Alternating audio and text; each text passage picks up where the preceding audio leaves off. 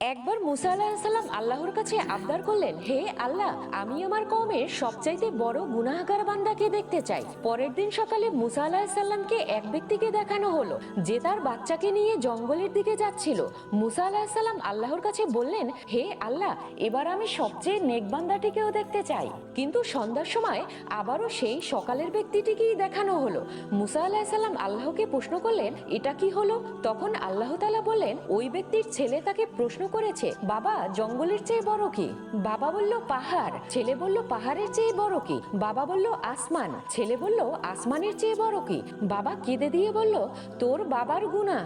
ছেলে বলল, গুনার চেয়ে বড় কি? বাবা খুশি হয়ে বলল, আমার আল্লাহর রহমত আর ক্ষমা। আল্লাহ তাআলা ইজ্জতের সাথে বললেন, হে মুসা, ওই ব্যক্তির অনুশোচনায় এবং আমার প্রতি অগাধ বিশ্বাসে আমি এতটাই খুশি হয়েছি যে তাকে গুনাহগার থেকে নেক বান্দা বানিয়ে দিয়েছি। সুবহানাল্লাহ।